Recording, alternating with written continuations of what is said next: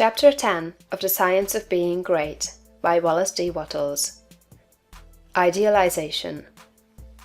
You are a thinking center in original substance, and the thoughts of original substance have creative power.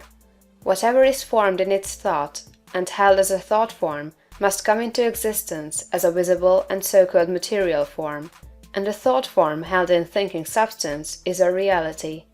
It is a real thing, whether it has yet become visible to mortal eye or not. This is a fact that you should impress upon your understanding, that a thought held in thinking substance is a real thing, a form, and has actual existence, although it is not visible to you. You internally take the form in which you think of yourself, and you surround yourself with the invisible forms of those things with which you associate in your thoughts. If you desire a thing, picture it clearly and hold the picture steadily in mind until it becomes a definite thought form. And if your practices are not such as to separate you from God, the thing you want will come to you in material form. It must do so in obedience to the law by which the universe was created. Make no thought form of yourself in connection with disease or sickness, but form a conception of health. Make a thought form of yourself as strong and hearty and perfectly well. Impress this thought form on creative intelligence, and if your practices are not in violation of the laws by which the physical body is built, your thought form will become manifest in your flesh. This also is certain. It comes by obedience to law. Make a thought form of yourself as you desire to be, and set your ideal as near to perfection as your imagination is capable of forming the conception. Let me illustrate. If a young law student wishes to become great, let him picture himself, while attending to the viewpoint, consecration, and identification as previously directed, as a great lawyer, pleading his case with matchless eloquence and power before the judge and jury, as having an unlimited command of truth, of knowledge, and of wisdom. Let him picture himself as the great lawyer in every possible situation and contingency. While he is still only the student, in all circumstances let him never forget or fail to be the great lawyer in his thought form of himself.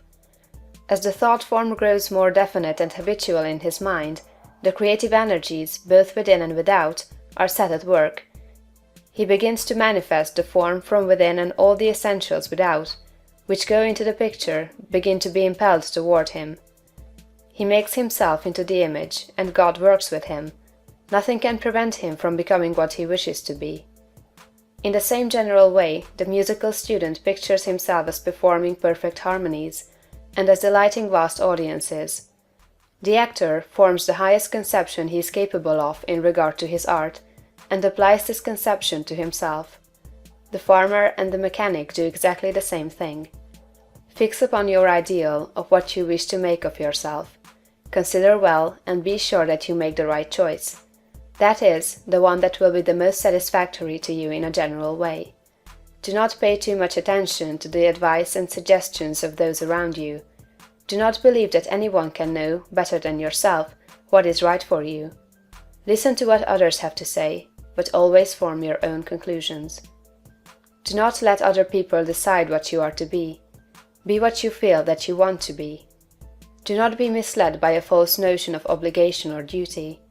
You can owe no possible obligation or duty to others that should prevent you from making the most of yourself. Be true to yourself, and you cannot then be false to any man.